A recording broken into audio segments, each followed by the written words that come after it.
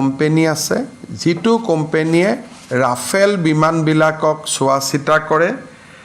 যিটো কোম্পানীয়ে 3D প্ৰিন্টিঙৰ পৰা আৰম্ভ কৰি সমূহ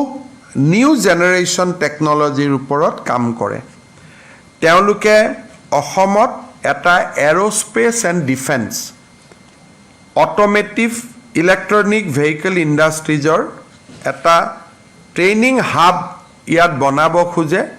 যাৰ জৰিয়তে অসমৰ যুৱ শক্তিক aviation industry defence industry aerospace industry automotive আৰু ইলেক্ট্ৰিকেল ভেহিকল ইঞ্জিনিয়াৰিঙলৈকে আমি আকৰ্ষণ কৰিব পাৰিম এই গোটেই প্ৰজেক্টটোৰ বাবে দসালে আমাৰ অসমত 200 কোটি টকা বিনিয়োগ কৰিব আৰু ৰাজ্য চৰকাৰে 40 কোটি টকা বিনিয়োগ কৰিব আগতে এনেকুৱা এটা প্ৰকল্প আমি টাটাৰ লগত কৰি আছিলোঁ অসমৰ পলিটেকনিক বিলাকত এই আঁচনিটো চলি আছিলে এতিয়া আমি সেকেন্ড হিচাপে সেন্টাৰ অফ এক্সেলেন্স এটা আমি গুৱাহাটী ইঞ্জিনিয়াৰিং কলেজত নিৰ্মাণ কৰিম গুৱাহাটী ইঞ্জিনিয়াৰিং কলেজত হাব হ'ব আৰু অসমৰ 50খন কলেজক এই হাবৰ পৰা স্পোক মডেলত আমি ট্ৰেইনিং দিব পাৰিম অৰ্থাৎ গোটেই আঁচনিখনত আসাম ইঞ্জিনিয়াৰিং কলেজ আৰু 50খন কলেজ এই আঁচনিটোৰ অধীনত আহিব 240 কোটি টকা ব্যয় হ'ব 40 কোটি টকা ৰাজ্য চৰকাৰে ব্যয় কৰিব 200 কোটি টকা দসালে ব্যয় কৰিব আৰু এই দসাল সিস্টেমে আপোনালোকে গুগল কৰিলে গম পাব ওয়াৰ্ল্ডৰ এটা লিডিং টেকনলজি অৰ্গেনাইজেশ্যন তেওঁলোকক মই আগতে কোৱাৰ দৰে গোটেই অটোমেটিভ AI ডিফেন্স এৰোস্পেস ইয়াৰ গোটেই ডিজিটেল টেকনলজিৰ ওপৰত তেওঁলোকে বহুত ডাঙৰ কাম কৰে ৰবটিক্স AI তাৰ ওপৰত বহুত ডাঙৰ কাম কৰে তেওঁলোকে 200 কোটি টকা এটা নিজে বিনিয়োগ কৰিব অসমত এনেকুৱা ধৰণৰ এটা সেটআপ কৰাৰ কাৰণে আজি আমাৰ ৰাজ্য চৰকাৰ কোম্পানী আছে যিটো কোম্পানীয়ে ৰাফেল বিমানবিলাকক চোৱা চিতা কৰে যিটো কোম্পানীয়ে 3D প্ৰিন্টিঙৰ পৰা আৰম্ভ কৰি সমূহ নিউ জেনাৰেশ্যন টেকনলজিৰ ওপৰত কাম কৰে তেওঁলোকে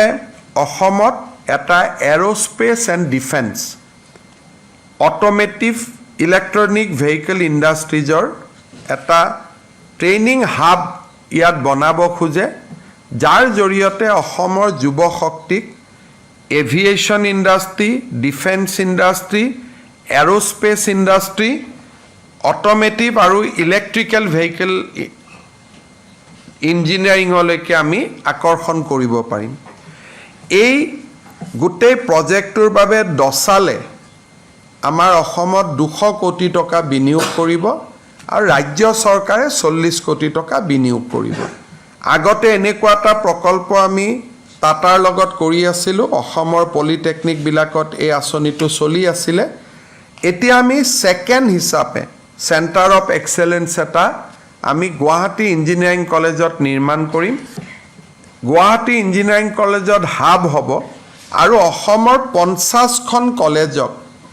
এই হাবৰ পৰা স্পোক মডেলত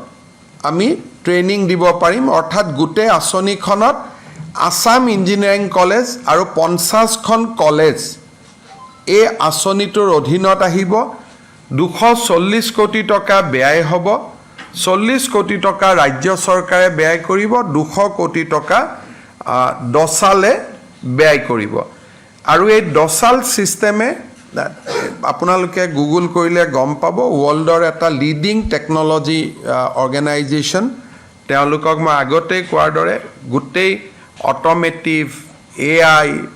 ডিফেন্স এৰোস্পেস ইয়াৰ গোটেই